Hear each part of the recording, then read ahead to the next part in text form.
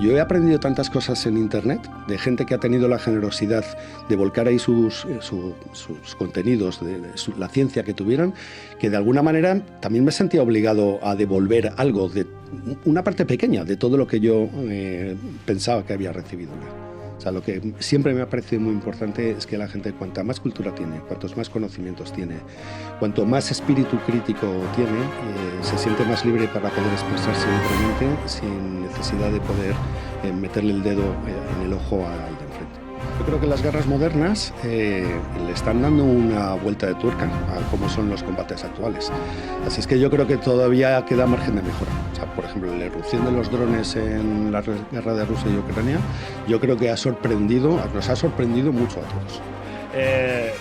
¿Mili sí o Mili no? Buenos días, amigos del podcast. Encantado de tener otro episodio más. La verdad es que estamos teniendo un acogimiento genial, nos estáis acogiendo en las redes sociales de una manera que no me lo esperaba, no sé si no lo merezco, y quería agradeceros de este apoyo que estáis teniendo y sobre todo a las principales víctimas, ¿no? A los compañeros que tenemos aquí en el estudio que están confiando en este proyecto y la verdad que agradecer su tiempo porque ya sabéis cómo tenemos la agenda y venir a echar este ratito, pues la verdad que lo agradezco, ¿no? Y sobre todo a vosotros. Entonces, mil gracias y empezamos otro capítulo más. En la sesión de hoy, en el episodio de hoy, en la batalla de hoy, tenemos un invitado, ya sabéis que me gusta calentar un poquito el ambiente, tenemos un invitado muy interesante por muchas cosas, ¿no? Una persona que la verdad que se hace querer y ya verás cómo os gusta y al final lo vais a querer, como lo queremos todos. Y es una persona que lleva muchos años en la tecnología, ¿no? Yo estaba viendo cosas en su currículum, casi, perdonad la broma, que me perdone, casi en números romanos, ¿no? Porque esta persona se diplomó sobre los años 90, ¿no? Entonces hay que pensar dónde estábamos nosotros en los 90. Yo en mi caso en los 90 ya estaba con los ordenadores, es decir, que es broma, ¿no? No es tan anciano, pero sí que una persona que ha vivido muchas épocas de la tecnología, de Internet, en diferentes sectores, y por eso me parece apasionante, ¿no? Una persona que trabaja activamente en esa visión, en esa misión de concienciar, de educar, trabaja mucho en toda esa labor de concienciación en muchas conferencias, en muchas iniciativas. Una persona que ha estado en el mando conjunto de la defensa, una persona que me decía que ha estado instalando redes en proyectos como Juan Sebastián Elcano, una persona que tiene un bagaje en el mundo militar, a su vez que también en la parte privada y luego esas iniciativas públicas que tienen, ¿no? Que no son de hacernos millonarios, como siempre decimos, sino de ayudar a los demás, ¿no? Entonces me parece un perfil súper interesante que para mí es un orgullo que esté aquí y no sé si ya sabéis un poquito quién es. No sé el rango porque la verdad que no soy muy castrense, no conozco mucho los rangos, no sé, o sea, de decírselo, pero seguro que él nos lo dará a luz ahora mismo y tenemos con nosotros a Emilio Rico, Security Advisor de TRC. Emilio, buenos días, muchas gracias por estar aquí. Buenos días, Kino, muchísimas gracias por la invitación y por esta presentación tan amable. No sé si el rango militar, si eso se dice o no. Sí, bueno, se puede decir, soy coronel en la reserva. Coronel Emilio Rico, ¿no? Coronel de caballería. Coronel de caballería, ¿no? Don Emilio Rico, ¿no? Ya nos hemos tomado un cafelito, ya nos estamos tuteando, pero la verdad que impresiona, ¿no? Pero no impresiona que sea coronel, impresiona su persona y su personalidad y es lo que vamos a intentar sacar un poquito más de ti, ¿no? Como te he hecho esta pequeña introducción, menuda mili, ¿no?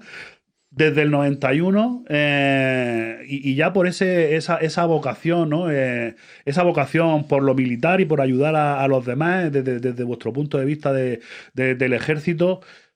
Cuéntame, menuda mili lo he llamado, ¿no? Esta sección, cuéntame, ¿cómo empieza Emilio con esta carrera de lo militar sobre todo? Me interesa lo militar.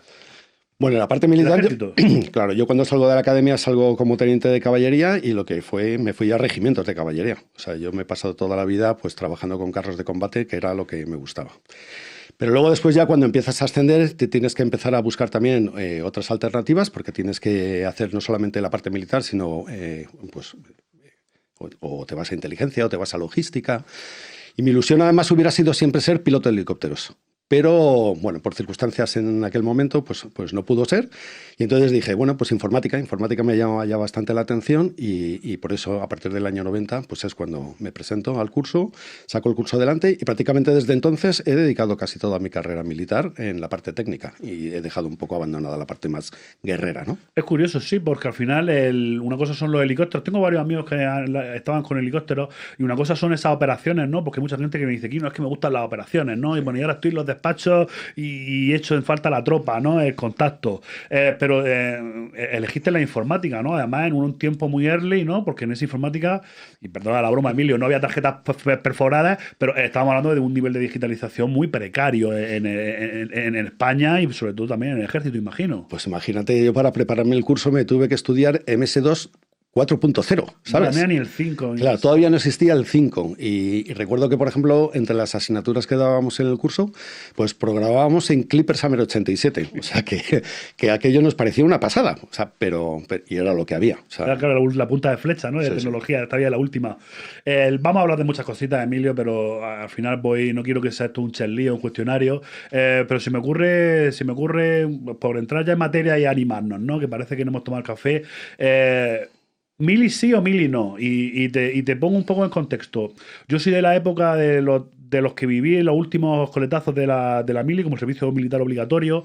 Bueno, yo de hecho me hice insumiso porque al final no era un joven rebelde, tenía pelo y me llegaba por aquí y como digo, yo fumaba cigarrillos de la risa y llevaba otro tipo de vida. Pero yo recuerdo que hasta la propia tropa, los profesionales decían, es que nosotros no queremos militares de que vengan aquí 9 meses pues desde hacer el vago o hacer un campamento. Nosotros queremos que se profesionalice, ¿no? Entonces, mi experiencia con algunos amigos profesionales o algún familiar es que incluso el propio cuerpo quería que se profesionalizase, ¿no? No estaba a favor de la mili. Pero sí que es cierto que veo últimamente un movimiento que vuelve a eso de la mili, ¿no? A volver a la mili, no tanto a lo mejor por el sentimiento castrense, ¿no? Por la parte más de vocación militar, sino por todo lo que lleva el orden, la disciplina, ¿no? ¿Qué opinas tú de eso, ¿no? De eso de la mili, sí o no?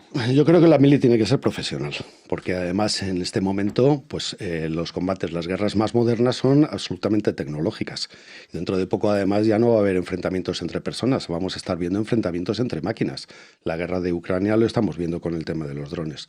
Pero sí que es verdad que la mili en su momento pues también aportaba muchas cosas buenas. Había gente que le daba la oportunidad de poder salir de su casa y ver otras cosas que no había visto nunca. Y desde luego, por ejemplo, en la mili pues se forjaban amistades que esas eran de las que duran toda la vida, ¿no?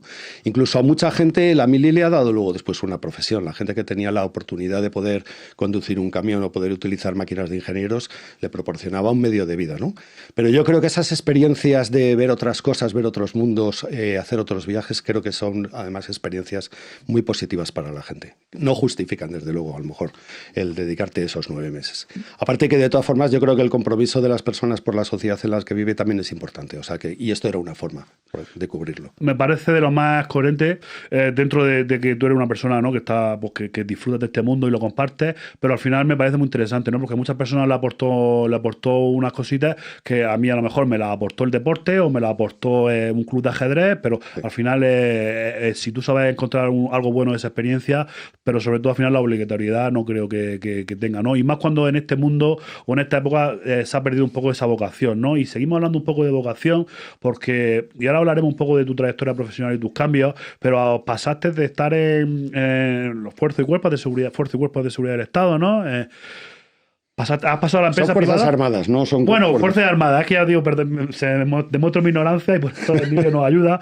Las Fuerzas Armadas, pero has pasado a la empresa privada y ahora te comentaré, pero aparte de este componente, tú tienes la vocación de compartir, de ayudar, de enseñar. Estás en foros, pues el otro día te estaba viendo en un foro sanitario, ¿no? De informática, hablas de inteligencia artificial, que ahora te comentaremos. Entonces también tienes un poco ahí esa vocación de profesor, ¿no? No es solo eso de ayudar a los ciudadanos, sino a ayudar también a los jóvenes, a los estudiantes, ¿no? Es que me gusta al final. Yo creo que el contacto con la gente joven te hace sentirte a ti mucho más joven y te da puntos de vista, porque ahora la gente joven además viene con muchísima fuerza, mucho empuje y con muchas ideas. Así es que el contacto con la gente joven la verdad es que me encanta. Y luego la enseñanza te proporciona Había unos, yo creo que hay un dicho, no será oriental, no sé si es japonés o si es chino o algo por el estilo, y es que cuando te cuentan las cosas, pero al final las olvidas. Entonces, si luego después te pones a cacharrear, entonces es cuando de verdad las aprendes.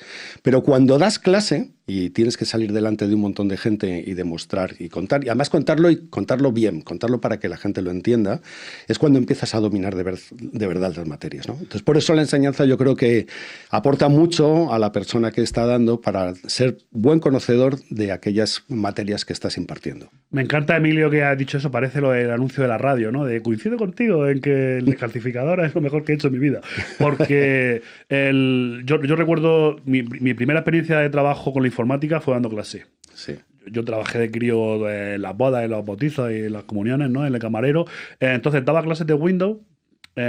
Con 21 años y mi pelo largo y mi actitud un poco hippie y daba clase a gente de 40, 50 años, mucho mayor que yo, y en esta academia me dijeron, ¿sabes de SQL Server? Porque Windows, pues SQL Server, pues hay de Windows. Yo le dije, sí. Eres informático. Informático, sabes arreglar cafetera, ya sabéis, ¿no? Entonces me dijeron dar un curso de SQL Server y yo me fui 15 días me iba a la universidad, a la biblioteca, me empapé el libro del SQL Server 7.5 y les di el mejor curso de su vida a los compañeros. Sí. De hecho me dijeron, no sé si era muy buen profesor, porque me dijeron, Kino, no sabemos si no hemos enterado mucho o poco, vente a trabajar con nosotros. Entonces seguramente que percibieron que sabía, pero no se lo transmití. Sí. Bueno, pero quiero decir, a mí me obligó a estudiar, ¿no? Entonces, yo ahora que doy clases, me obliga a lo que tú dices. Algo que ya sé, vuelvo a probarlo, vuelvo a hacer la enésima demo para que no me pille nadie, sí. Vuelvo a mirar el último. Entonces me parece muy enriquecedor esa parte de que a ti te sirve también para tu desarrollo. Es que además esto no es historia, que la historia probablemente a lo mejor las transparencias del año pasado te vienen para pero es que en nuestro caso no es así. O sea, cada año me toca reciclar, yo no sé, 50 o un 60% de las clases que estoy dando para poder darlas al día. Es por eso y también un poco por vagancia, pero es lo típico de cuando vamos a las conferencias en el tren, las últimas 2 horas estamos cambiando las PowerPoint. Eso ya es otro problema. Ese es el del perfeccionismo, ¿no? Que tenemos porque has visto cada la última uno, ¿no? noticia, ya quieres hacer referencia para que tu slide esté al último nivel. Sí, es eso, es lo bueno y lo malo de la informática, ¿no? Que no es como la historia, ¿no? Al final los reyes visigodos fueron los que fueron.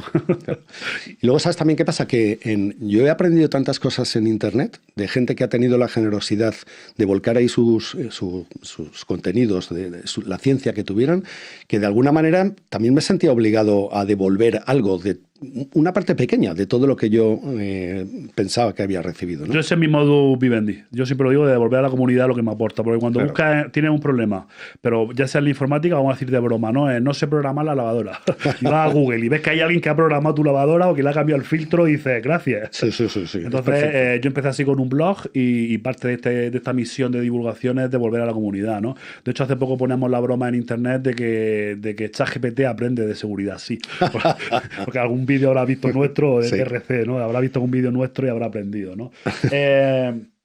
Cuando hablamos de ciberseguridad y el ejército, y perdóname que ya te digo que soy un auténtico gañán en estos términos, tiene que ser una ciberseguridad un poco diferente a lo que vemos en las empresas, ¿no? Porque al final yo creo que se basa mucho también en comunicaciones, sobre todo la base de las comunicaciones. No creo yo que la ciberseguridad en el ejército sea configurar el Windows Server ni configurar la VPN. Al final me imagino que será comunicaciones sobre todo, ¿no? Criptografía, protocolos. Bueno, hay de todo. Habrá de todo, o sea, también. Tienes que entender que el Ministerio de Defensa, que al final es la unidad que da soporte también a las Fuerzas Armadas, pues hay un día a día, hay una gestión de personal, hay una gestión logística. O sea, los 3.000 ordenadores o 5.000 que tenga el Ministerio, como cualquier empresa grande. Como de 3.000, son unos cuantos más. Unos cuantos, vale. Entonces, el Ministerio de Defensa lo que hace es que maneja 2 redes principalmente. Una red que es clasificada y luego después una red de propósito general, que es el que ya digo, da servicio al día a día. Que eso es lo que más yo puedo conocer, el Windows Server, el RP, el SQL Server. Y al final esa red, como puedes entender, se soporta sobre sistemas de información tan comunes como los que pueda tener cualquier otra empresa. O sea, no tenemos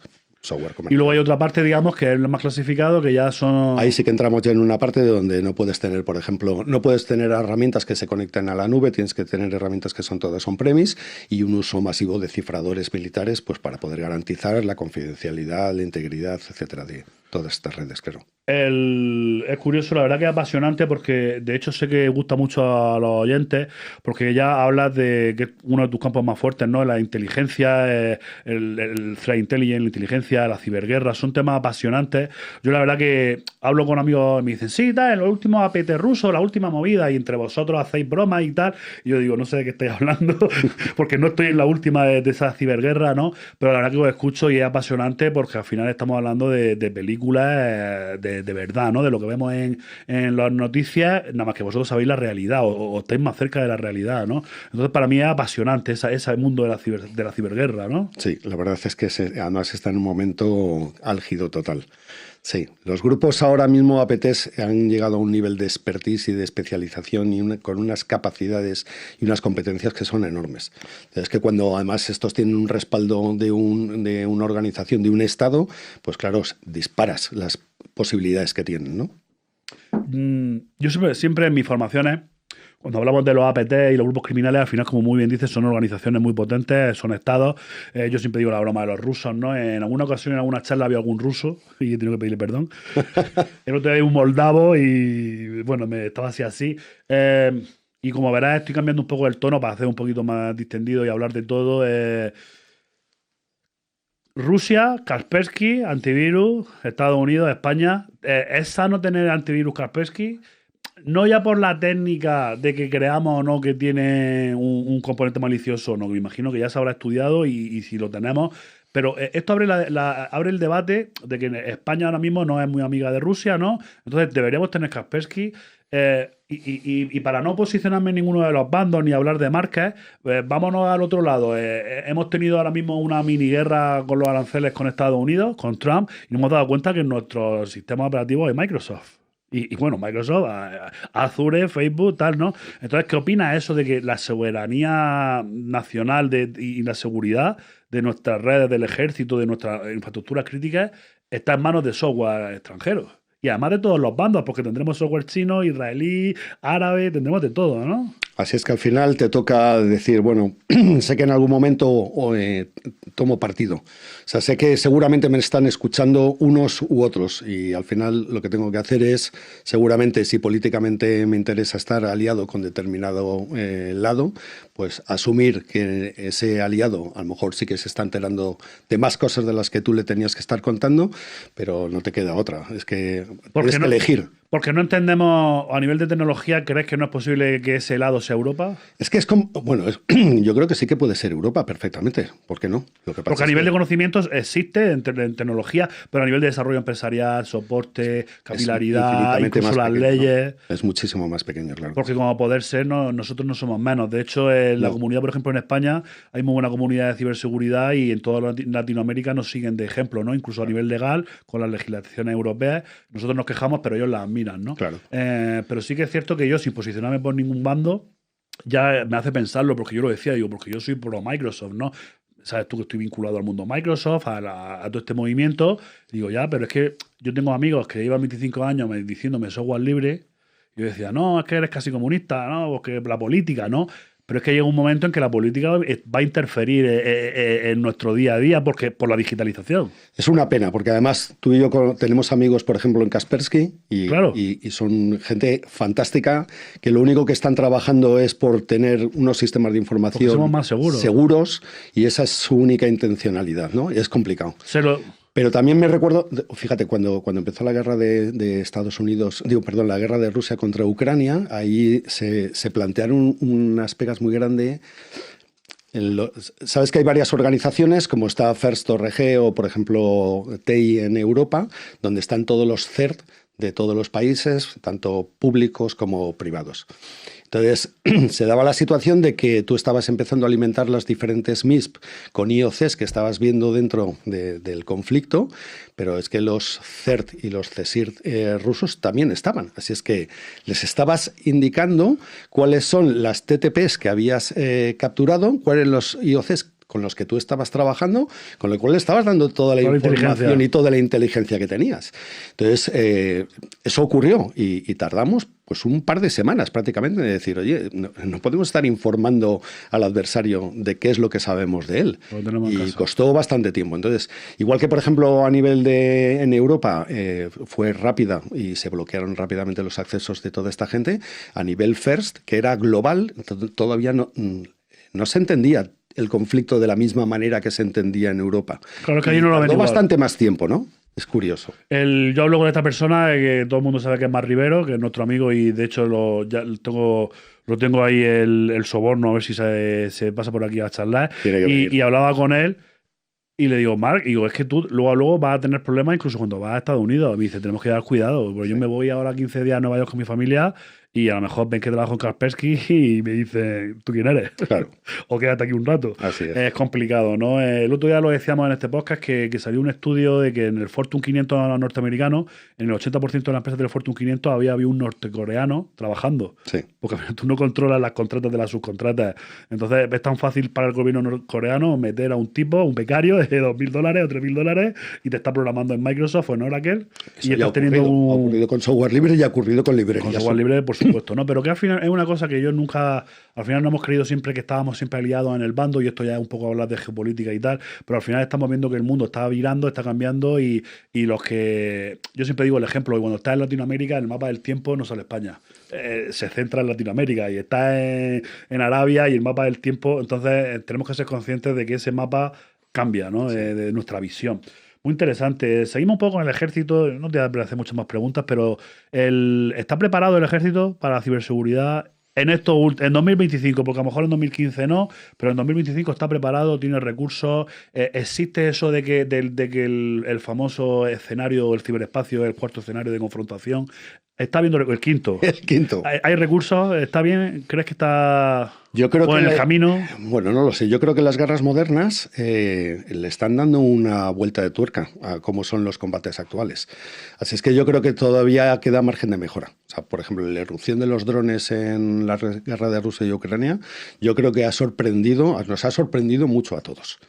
Y el componente tecnológico que va a haber cada vez va a ser más importante. En las Fuerzas Armadas se está trabajando mucho en ese sentido. 5G va a ser una revolución para todas las unidades de combate, porque vas a poder garantizar que tengan comunicaciones, que puedas mantener tu capacidad de mando y control, pero todavía queda mucho. Lo que pasa es que yo no puedo garantizarlo al 100%. Esto va a una velocidad y sinceramente, o sea que no sé cómo será la próxima, pero seguro que tecnológicamente nos va a volver a sorprender. Pero que yo sospecho que estamos mucho mejor preparados, por ejemplo, que a nivel de capacidad aérea, ¿no? Porque al final España tiene los cazas que tiene, lo comparas con otras superpotencias y no somos los que más cazas tenemos, no tenemos portaaviones, pero me imagino que a nivel digital o a nivel de ciberespacio, en eso creo que sí que puede ser que estemos bastante más preparados que otros. Sí, porque además el diseño de las redes clasificadas es un diseño que sí que se hace, o sea, es lo que siempre hemos pedido para muchos otros sistemas de información, ¿no? Security by default. Desde el principio se están diseñando. Y entonces, por ejemplo, las capacidades de los cifradores militares son, pues te lo puedes imaginar, ¿no? Son muy serias. Pero claro, ahora aparece algo como la computación cuántica y dices, ¿y cuánto vamos a ser capaces de aguantar el cifrado de estas comunicaciones? Pues yo ahora mismo soy incapaz de poder garantizarlo, ¿no? ¿Cuánto tiempo va a durar? Entonces sí que creo que estamos en unas buenas condiciones, pero no me echaría a dormir.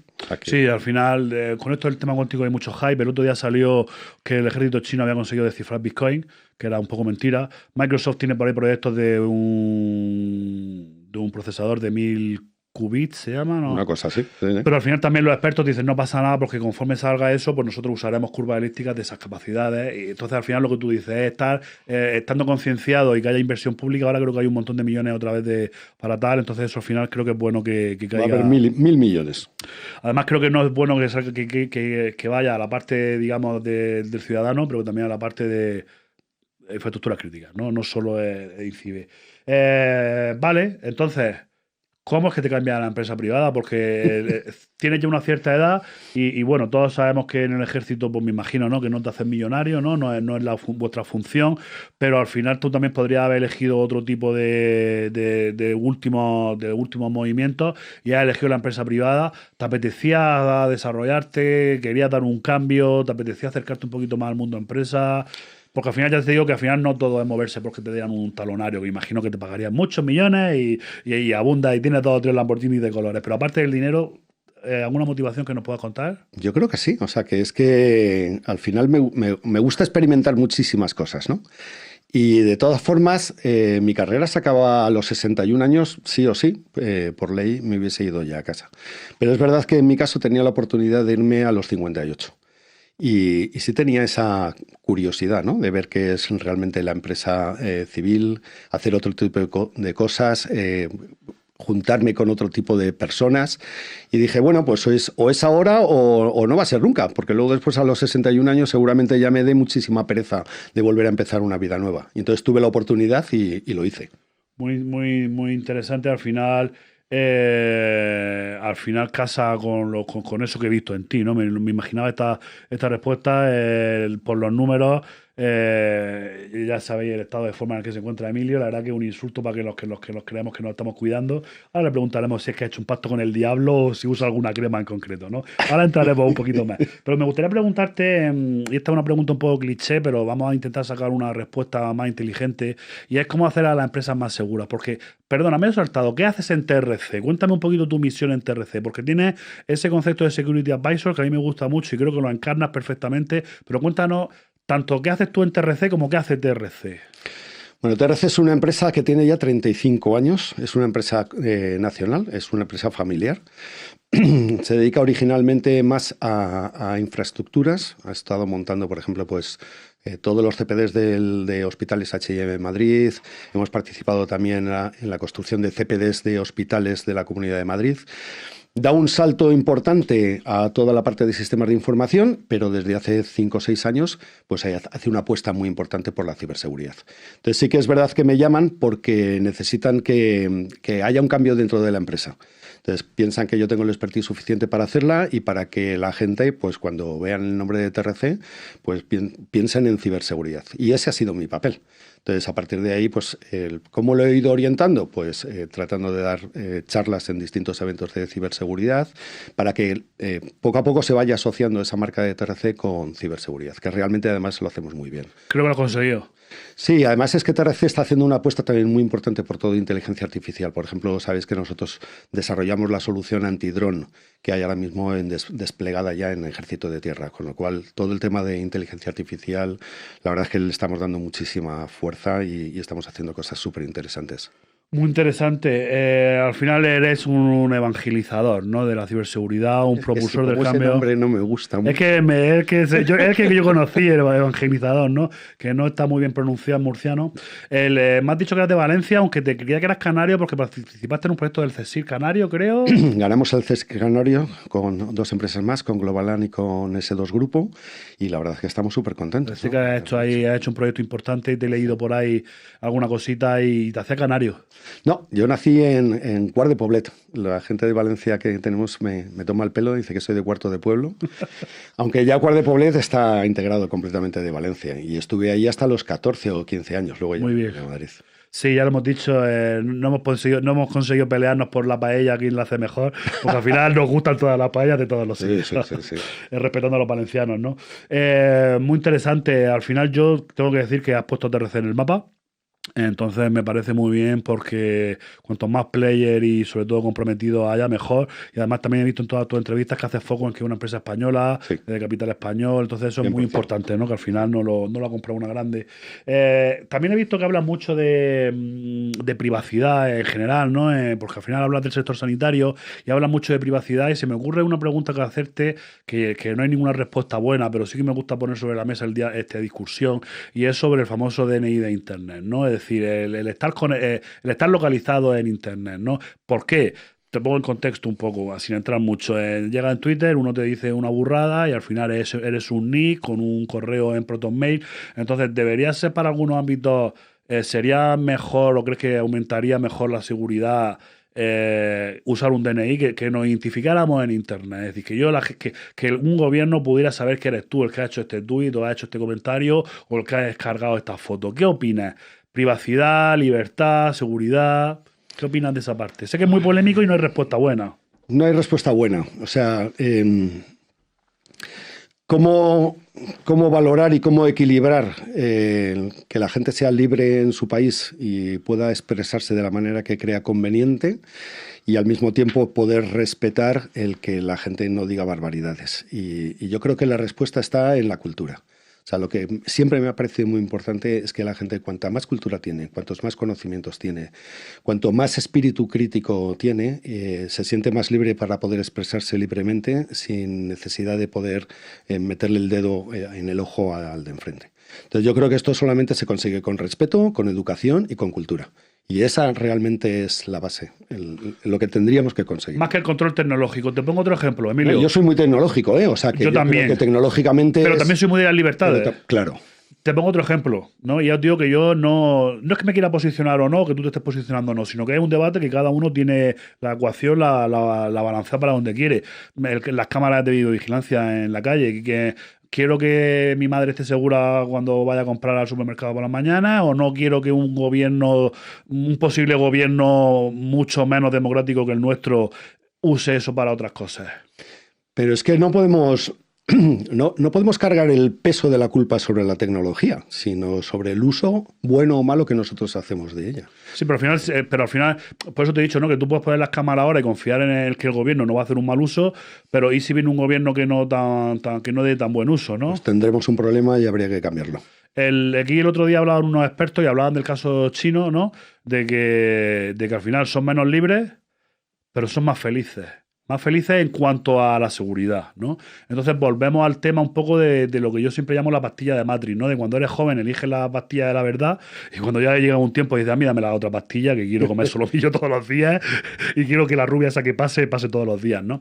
Entonces muchas veces, claro, cuando eres muy joven o respetando todas las ideologías, que tú quieres la libertad y que nadie te mire, pero a lo mejor yo digo, bueno, yo es que no he hecho nada malo y en este caso ayudaría a que a mi madre no la secuestren, no le vayan a pegar, ¿no? Claro. Entonces eso lleva a Internet, creo que es un debate, porque creo que no hay una solución. Porque además somos hackers y somos expertos en saltarnos la tecnología y un chaval con 14 años que le pida el DNI electrónico para meterse en una red social va a tardar 0, y menos en saltarse la restricción y entonces la educación es lo suyo, pero claro, la educación llega con el tiempo. Eso no es fácil. Entonces creo que el tema de la privacidad en Internet y esta iniciativa es un debate muy largo y no sé qué ganará. Porque seguridad en las empresas, y esto es lo que te decía antes, que me he cambiado de tema, la receta de la seguridad de las empresas, hablábamos el otro día con Willy y decíamos, es normativa. Pero es que la normativa es multa, porque sin una normativa sin multa no hay aplicación de la normativa, ¿no? Entonces nuestras empresas, cuando hablo de empresas no hablo del IBEX 35 o de un grupo de hospitales, hablo de todas las empresas, la small, la medium. La solución para la ciberseguridad es ponerle un compliance y que llegue un auditor y les ponga una multa porque no tienen un 100 o porque no han hecho un análisis de riesgo, porque si no es por multas no lo cumplen, ¿no? Entonces, ¿cómo articulamos esa parte de la legislación para que se aplique en las empresas? Sin que esto se llegue a convertir en una nueva RGPD o un nuevo PRL que lo único que lo hace es para que no te multen, ¿no? ¿Cómo conseguimos eso? ¿Qué opinas? Otra pregunta que ojalá tuvieras la respuesta mágica, Emilio.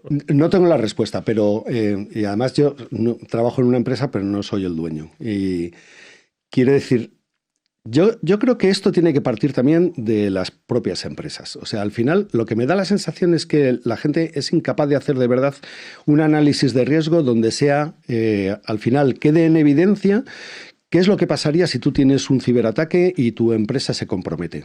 Eso la gente no lo hace. Probablemente si supiera, es curioso, fíjate que nosotros en España tenemos muy buen refranero y hay uno específico que dices, cuando las barbas de tu vecino veas pelar, pon las tuyas a remojar. Por alguna razón, en el tema de ciberseguridad ese refrán no aplica. Porque lo lógico sería que cuando tú ves que empresas que son atacadas, y cuando son atacadas hay muchas que no vuelven a levantar otra vez la persiana.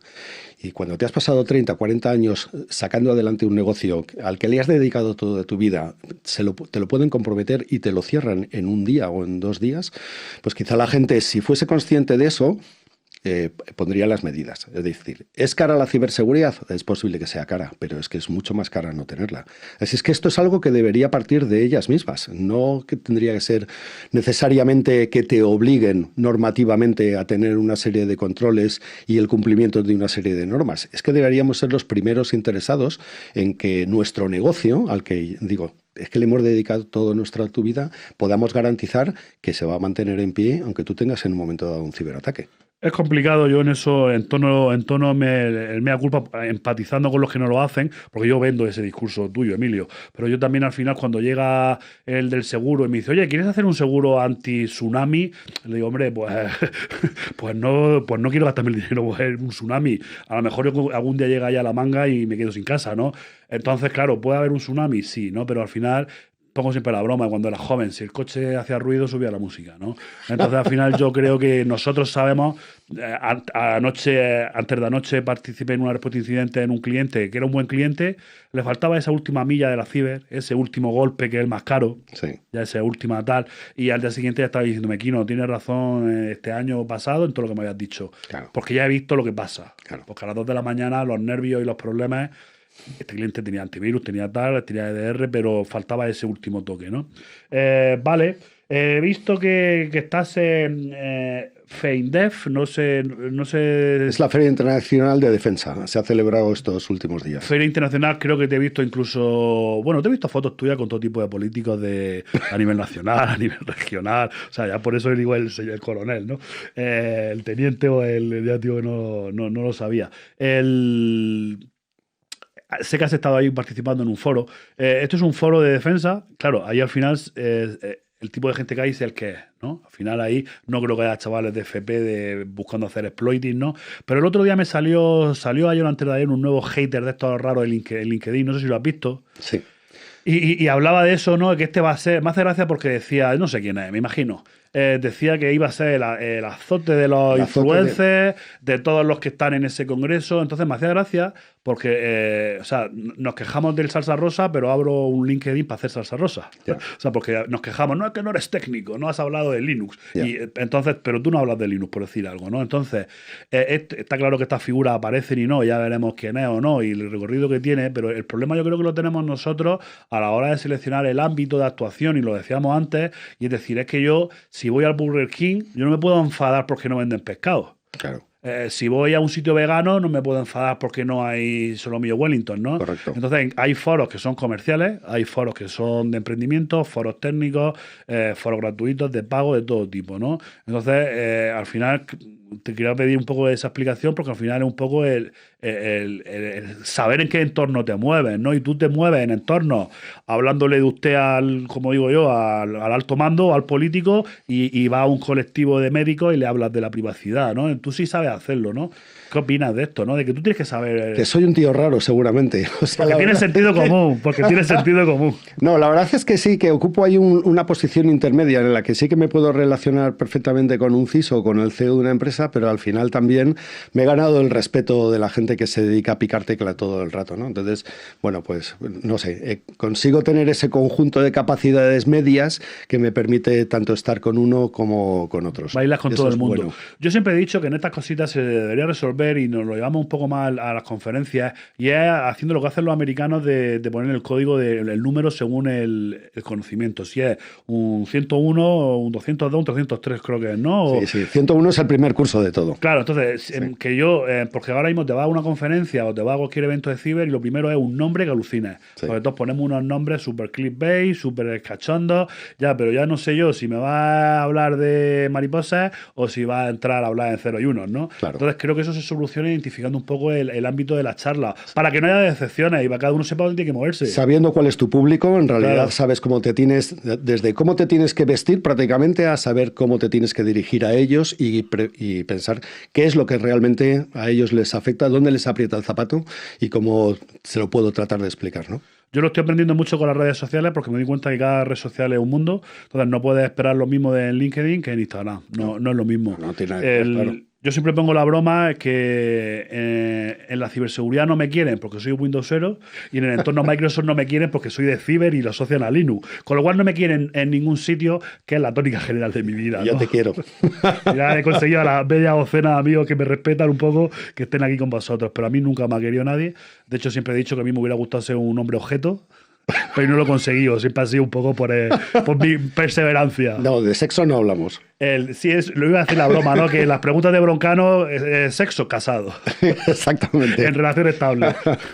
Ya está, ¿no? Así es. Yo tenía un jefe que me decía que cada cosa tiene su edad. Bueno, ya cuando llega a nuestra edad, voy a decir ya edad adulta sin entrar en detalles, porque la edad es mental, decía, me interesa más saber a cuánto está el kilo de quisquilla en el mercado Claro. que los últimos movimientos, ¿no? Vale, seguimos. Estamos echando un ratito muy bueno con Emilio. La verdad que tenemos un tiempo un poco limitado y a mí se me está haciendo súper rápido. Y voy a lanzarte otra pregunta esa así un poco para responder en campo de texto, ¿no? Influencer, 2 puntos. ¿Qué es para ti un influencer? Porque los criticamos, unos los critican, otros no, unos los respetan, unos se consideran, unos lo quieren ser, pero lo primero, para entender tu visión de los influencers o de los creadores de contenido o de los divulgadores, ¿qué es para ti un influencer? ¿Cómo lo ves? Bueno, un influencer al final es una persona que tiene cierta aceptación dentro de un sector y al que la gente sigue. Y a partir de ahí lo que pasa es que hay muchas clases de influencer. Hay mucha gente que lo que es realmente son buenos comunicadores. Hay gente que realmente sabe mucho de lo que está hablando y al que hay que agradecerle además que dedique su tiempo y sus esfuerzos a comunicar toda esa ciencia que sabe. Y luego pues realmente también hay mucha gente que se ha subido al carro de los influencers pues para hacer de eso un medio de vida y que muchas veces a lo mejor rascas y detrás no hay tanto, ¿no? Pero tampoco lo voy a criticar. Cada uno tiene que buscarse las habichuelas como puede. Yo lo he criticado mucho y ahora ya estoy en la fase esa un poco más de calmarme, ¿no? Porque al final siempre tengo el punto de saltado y luego pienso, ¿no? Tengo ese error. Que a veces hablo antes de pensar. Entonces, sí que es cierto que yo opino como tú, pero sí que critico un poco más ese hecho de que estés comunicando sin realmente tenga un bagaje, un contenido. Porque yo vengo de una época en la que primero tenía el conocimiento y después lo comunicaban, ¿no? Entonces, ¿quién soy yo para decir a alguien que está aprendiendo no lo comuniques? Yo no soy nadie, ¿no? Pero sí que es cierto que como digamos que lo infravaloro porque creo que cuando alguien me recomienda un restaurante, y ya no voy a hablar de las cibes, cuando alguien me recomienda un restaurante, creo que es una persona que ha tenido que ir a 2000 restaurantes primero antes que recomendármelo, ¿no? Yo tengo un amigo que nos reímos mucho porque a todos los restaurantes que va Emilio, a todos es alucinante. ¡Guau! ¿Qué café ponen allí? ¿O qué croqueta? Es falta de criterio de este amigo, porque luego muchas veces vas y dices, no era la mejor croqueta del mundo, ¿no? Entonces yo creo que ese criterio a la hora de tú poder contar algo te lo da la experiencia. Entonces, si tú llevas 2 años en la ciber, que tú me estés diciendo que esta solución o la otra, yo lo critico, aunque sé que cada vez más es un problema mío. Tengo que dejar de criticarlo y dejar de ver ese Instagram, a lo mejor que no es una red profesional, que es una red, digamos, generalista, y el problema lo tengo yo, que me creo que esa persona es un profesional, porque es que a lo mejor no es ni profesional, es que a lo mejor se dedica a otra cosa, ¿no? Y está divulgando, ¿no? Entonces yo sé que he sido muy hater y la verdad que tengo que ser lo menos. Bueno, no es lo mismo recomendar restaurantes, que a lo mejor no hace falta que vayas a 2000. Es por poner un ejemplo, por no focalizarlo con la ciber. Estuve ahí y me ha gustado. Pero la verdad es que en la parte ciber es distinto, porque ahí sí que estás tratando de aconsejar y dar soluciones a problemas. Si no has pasado por esos problemas, no has tenido la experiencia de haber sufrido ataques, de ver cómo se pueden solucionar, si no has vivido todas esas experiencias, a mí me parece como poco atrevido dedicarte a dar consejos a los demás. Y que luego aparte venden formación, que aparte hay otro componente también que respalda mi postura, y es que como entrar en conflicto con mis intereses, pues yo vendo formación. Sí. Claro, yo vendo una formación que digo, si me dices que en 2 meses vas a ser experto en ciberseguridad y empiezas con un manual de cómo instalar VirtualBox, no vas a llegar, ¿no? Entonces, como encima hay juego de dinero, entonces ya muerdo, ¿no? Pero ellos también son libres de hacerlo, ¿no? Pero esto se ha puesto muy de moda. Sí. Estamos vendiendo la necesidad que hay enorme de tener expertos y claro, hay una tentación grande por decir, yo voy a subirme a este carro y voy a aprovecharme de la manera que pueda. Si es que voy a vender, aunque no tengan ni idea de lo que estoy vendiendo. Al final se pierde la pureza. Sí. Yo lo recuerdo porque esto ha pasado desde el surf en los 60, sí. La música en los 70, el skateboard en los 80. Es decir, cuando había movimientos nacen puros, luego se generalizan para las masas y pierden la esencia, ¿no? Sí. Pues tú le hablas ahora mismo a un purista del rock and roll y te dirá, no, rock and roll era lo de... ¿no? Lo de los años 80. Pero los 80 ya, pero y los que hacen rock and roll ahora, al final cabe todo, ¿no? Vas a muchas conferencias, ¿te mojarías alguna conferencia que te sientas así, que digas tú, me apetece ir todos los años a escaparme? Uf, hay muchas conferencias, además. No sé si hay que mojar o decir varias. ¿Sabes que hago un mapa? ¿Sabes? Tengo un mapa en Google donde tengo actualizado todas las ciberconferencias, todas las conferencias que se hacen en España. Y trato de tenerlo siempre actualizado. ¿Te acuerdas luego de ponerlo en los comentarios? Sí, Yo alguna vez lo he buscado. Alguna vez lo he buscado y me cuesta buscarlo luego. Me gustan mucho. Hay muchas conferencias y también son todas muy distintas. O sea, la verdad es que si me obligas a poner... No hace falta, pero bueno, no hace falta que digas nombre. Puedes decir el estilo o lo que quieras. Me gusta mucho, por ejemplo, RootedCon. ¿Por qué? Pues porque fue el primer... Yo sigo RootedCon desde la segunda o la tercera edición, ¿no? Estamos hablando hace ya 12 o 13 años, ¿no? Y aquello me impactó, porque es como si me hubieran abierto una puerta a un universo que desconocía gran parte de él, ¿no? Y aquello me impactó, me gustó mucho. Sí, Ruta es otro nivel. Es otro nivel, ¿no? Me gusta mucho. Me gusta mucho en las jornadas, por ejemplo, CCNCER. Que también participas, creo. Sí, todas las que te estoy diciendo participo en todas ellas. Pero, por ejemplo, pues también me gusta mucho asistir a Navaja Negra, que he visto que llevas la camiseta. Yo siento mucho afín a Navaja Negra. Sí. Además, una de las cosas que digo que es que las camisetas que hacen me caben. Porque sí, ¿no? El sábado pasado fui a una conferencia y me decían, ¿quieres la L o la XL? Claro, no. Y le dije, gracias por el halago, pero no me cabe ninguna. Entonces, gracias Navaja Negra porque hacéis camisetas para gente como yo. Y luego otra que me gusta mucho también es la de Cyberwall, la que organiza la Escuela Nacional de Policía, que es ahora en unos cuantos días. No he ido y el otro día lo decía aquí de broma, es que yo el tema del verano y no estar en la playa me chirría. Yo el verano... Entonces, al principio, ¿eh? Pero en junio en Murcia es pleno verano. Eso sí, claro. Entonces irme a Ávila podría estar bien para taparme y pasar frío. Pero todo el mundo, Javi, que fue el anterior compañero que tuvimos, le participa mucho ahí en Cyberwall. Sí, claro. Y algunos de los ponentes que tenemos incluso hoy por aquí, que hoy grabamos varios episodios, el falso directo perdonad. Y además hablan con mucho cariño de Cyberwall. Sí. Y yo pienso, claro, es que es lo que te decía de mi ignorancia. Antes yo decía, policía, una conferencia de policía, y venimos de los hackers, ¿no? De que somos... Y todo el mundo me dice, Kino, ve, porque el ambiente, las ganas que tienen de estudiar, porque son gente, claro, hablábamos el otro día con Willy, la administración pública tiene defectos y es que es muy difícil acceder a una formación, a un conocimiento. Entonces, los compañeros, los policías, guardias civiles, todos los que vamos allí, el que nos den eso... lo aprovechamos como si fuera oro. Es que me parece un mérito, por ejemplo, RootedCon. Yo creo que Roman ha conseguido crear un entorno que es absolutamente neutral, que es agnóstico a tus intereses, es agnóstico al partido que tú votes, da exactamente igual. Aquí vamos a crear una comunidad de gente que nos gusta y que disfrutamos trabajando con tecnología. Y me parece que eso tiene un valor incalculable. Sí, hay sponsors, de hecho mucha gente lo criticó por tintes comerciales y no tiene nada de comercial. Eso no es un simo, como digo yo, de hace 20 años, ¿no? No tiene nada que ver con nada de ese tipo, una feria comercial. Entonces lo apoyo totalmente y la visión que tú dices. Estamos ya, ha pasado casi una horita, Emilio. ¿Ah, sí? Estamos pues ya... se me ha pasado volando. Sí. Estamos las personas de este estudio que, como veréis, os está gustando mucho este estudio. La verdad que estamos muy contentos y lanzamos aquí un guiño a los compañeros que tenemos por aquí, al equipo, y están ya con la calculadora, ya diciendo, Kino, ¿qué os pasáis? 5 minutos. Sí. La calculadora, ¿no? Es broma, ya daremos alguna publicidad de ellos, porque la verdad que es un sitio precioso y está más limpio y ordenado que mi casa. Entonces, Emilio, como te digo, vamos avanzando. Aunque te gusta mucho y tal, ¿cómo te ves jubilado? Porque tendrás que jubilarte algún día. ¿Dónde te ves jubilado? ¿Te ves en Valencia, en el pueblecito? ¿Te ves en la gran ciudad todavía haciendo tus cositas en las asociaciones, en el centro cultural? ¿Cómo te ves de jubilado? No, yo no, la verdad. ¿O no te ves todavía? Aún no me veo. O sea, en realidad, yo sigo trabajando primero porque me gustan. Segundo, porque estoy casado con una jovencita de 59 años que le quedan 6 todavía para poder jubilarse y que no me quiere en casa ni a tiros.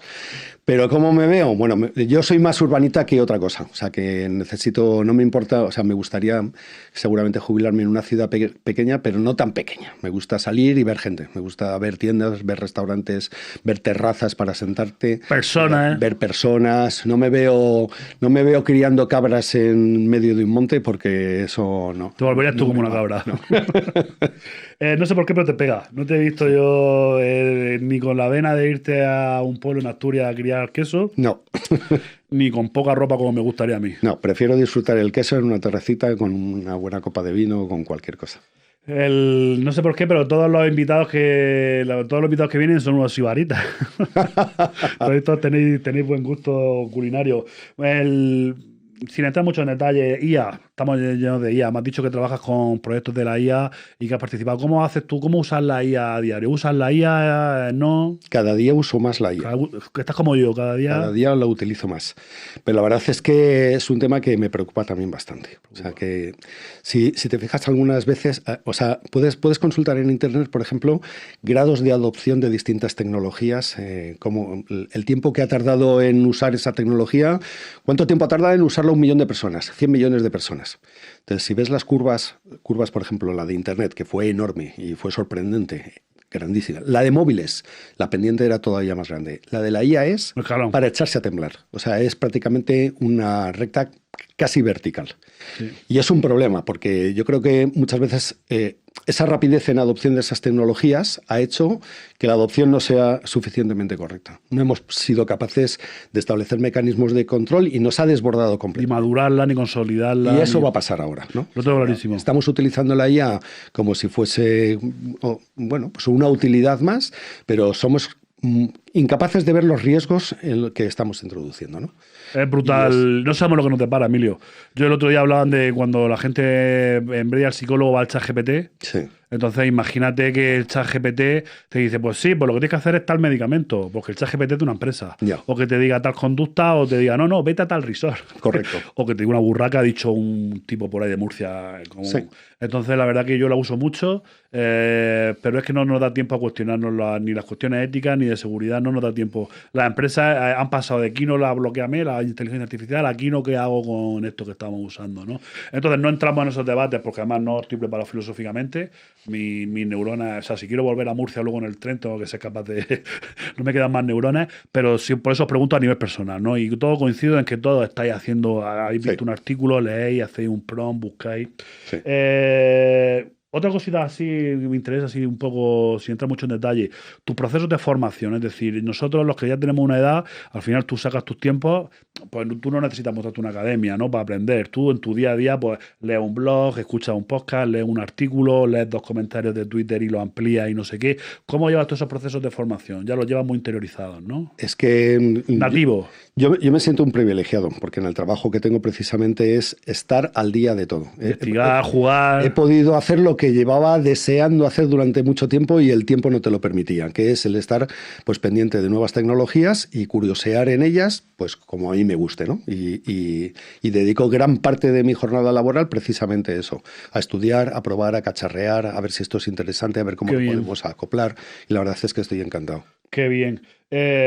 Mucha gente nos admira por eso, porque al final sale innato, ¿no?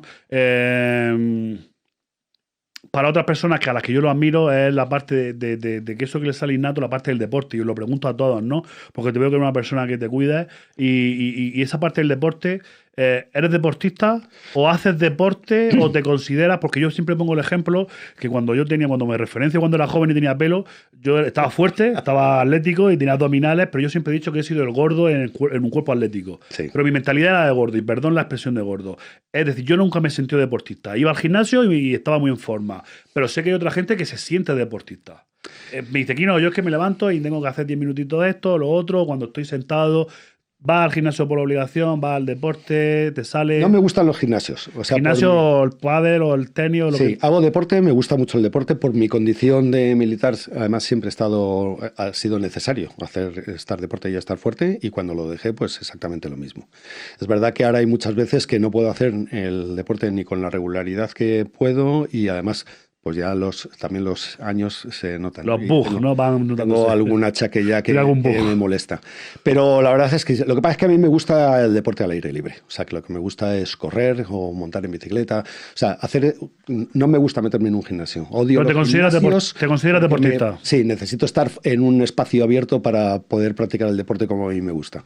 Me estoy leyendo un libro muy famoso que es Hábitos Atómicos, me lo han recomendado mucha gente y se lo recomiendo a todo el mundo, y te hablan de eso, ¿no? De que no tienes que hacer deporte sino convertirte en deportista, porque los que son deportistas hacen deporte. Sí. Si tú haces deporte siempre tendrás que obligarte a hacerlo.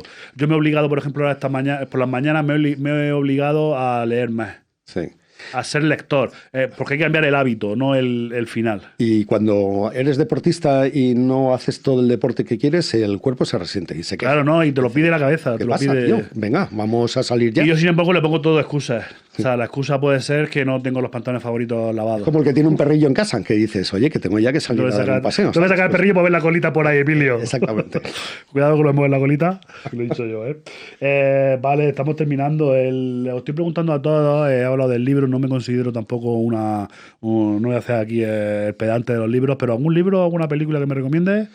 Uf, madre mía. Sea de tecnología o sea de los 80, de los 90, de ciencia, me da igual. ¿Algo? Pues, no lo sé. Es la típica pregunta de cuando te de sorpresa. Es como cuando te dicen, cuéntame un chiste. Ya te dicen eso y ya se te olvidan, Se te olvidan todos los chistes, no lo sé.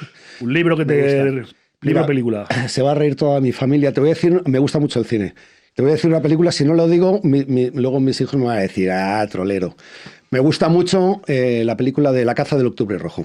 Me compré el libro hace una semana. Bueno, los libros de memoria. Sí me los he leído muchísimas veces, ¿no? Y libros, sí que leo libros, pero no sería capaz ahora de recomendar así genéricamente uno, porque los libros también son muy específicos para las personas. Y en cada momento. Y en cada momento. El Octubre Rojo o todas las que hay de los submarinos, porque está la de U-571, la de... Hay varias. Hay un paralelismo entre submarinos y ciberseguridad. Sí. Sí, o sea, comunicaciones, sigiloso, ¿sabes? Son golpes mortales, operaciones que no te descubran. Es como el lema de Cali, ¿sabes? Cuanto menos ruidos hagas, más oyes. A mí me encantan las películas militares, me encantan. Y las de submarinos especialmente. Me encantan los aviones, me encanta saber de aviones, me encantan los barcos, me encantan todo el mundo militar.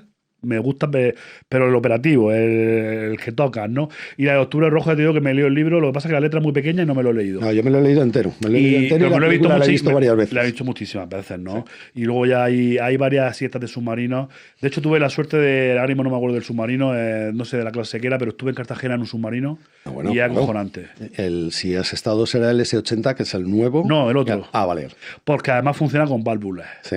Entonces yo le decía ahí al teniente, digo, pero entonces yo si toco aquí 3 o 4 cosas, tú lo sabes. Ahí en Cartagena sois afortunados porque tenéis el submarino que inventó Isaac Peral y eso lo tenéis en el museo. Y es increíble, cuando entras dentro te llama la atención todo. Los murcianos estamos muy orgullosos de que hemos inventado una manera de hablar. Por supuesto. Y el submarino y el helicóptero, sí. Con el ingeniero de la cierva, ¿no? Emilio, primer sueldo, ¿te acuerdas? Sí, pero espérate, era en pesetas, ¿no? Claro, es que tiene tela. Pues no sé si serían 1.200, no sé cuánto eran. 100.000 pesetas, 80.000. No, 100.000 pesetas ni muchísimo menos. Un ordenador para 100.000 pesetas. Todos mis ordenadores han sido a partir de 100.000 pesetas y ahora lo que sea en euros. Es imposible gastarte menos, ¿sabes? Sí, yo creo que se ha mantenido con el cambio. Entonces no se sabría decirnos la cifra en pesetas. No lo sé, es que eso, madre mía. Es que a todos se os pone un brillo como diciendo... Sí, no. Yo recuerdo que, claro, yo un sueldo humilde cuando era universitario, cuando estaba ahí de joven, pues al día yo ganaba 10.000 pesetas de camarero. Pues no. Y un sueldo normal eran 80, 100, 120, 140.000 pesetas. No, o sea, no llegaba a 100.000 pesetas seguro. Sí. Bueno, lo que es bueno es que se ha incrementado. Esa me la tenía, esa pregunta, esa sí a todos causa un remember. Bueno, madre mía, es increíble. Y por último, la última pregunta que te voy a hacer, por no acabar con informática. ¿Otros hobbies que tienes? ¿Otras pasiones ocultas que tengas que puedas contar, por supuesto? En deportes, por ejemplo, bueno, me gusta mucho me gusta pasear. Me gusta pasear, hacerme grandes caminatas de muchos kilómetros y disfrutar del sitio por el que estoy paseando. Una cosa tan simple y tan enriquecedora. Muy sencilla. Te libera la cabeza, te permite tener una buena conversación con la persona que te acompaña y me parece que es un ejercicio magnífico. Y viendo mundo. Pues bueno, Emilio, esto ha sido una entrevista. No sé si te queda algo en el tintero, si te queda algo que decir. Sí, cualquier cosa que quieras, además yo te la cuento rápido. Podríamos estar mucho tiempo hablando. Sí. Además, a los invitados los soborno con comida, pero al final por temas de agenda y de horarios, pues no todos podéis disfrutar. Entonces... te quedas con el vaso de agua. Genial. Que es agua buena de Madrid. Sí, desde luego. y nada, agradecerte mucho que hayas estado con nosotros. Y a vosotros, los que quedáis todavía por aquí, por la sala, pues lo que siempre os digo, muchas gracias. Habéis tirado una horita aquí con nosotros. Espero que os haya gustado. Estamos encantados de recibir sugerencias, mejoras, críticas en los comentarios. Emilio se va a comprometer a divulgar un poquito, a poner esa URL que tiene con todos los congresos, que hace un trabajo muy bueno, porque al final te dice en tu pueblo, en tu ciudad, a 100 kilómetros seguro que hay una conferencia. Entonces hace su labor ahí, que la verdad que tiene mucho éxito esta web. Y nada, agradeceros a Emilio, agradeceros a vosotros. Este canal es para vosotros, estamos recibiendo muy buenas críticas y lo que quiero es que me digáis qué os gusta, qué no, cómo mejorar, a quién que os gustaría que trajese, qué nos hemos equivocado. Estamos respondiendo todo, ¿no? De hecho, pues yo me podría comprometer, por ejemplo, a que si tenemos 100.000 visitas, me rapo la cabeza, ¿no? Estoy aquí para estar con vosotros. Entonces, lo dicho, muchas gracias. Espero que te suscribas, des a la campana y dones un café a PayPal y que me pueda comprar un Lamborghini Diesel, que tengo a la gasolina gasta mucho. Y nos vemos en otro episodio. Gracias y nos vemos en otra.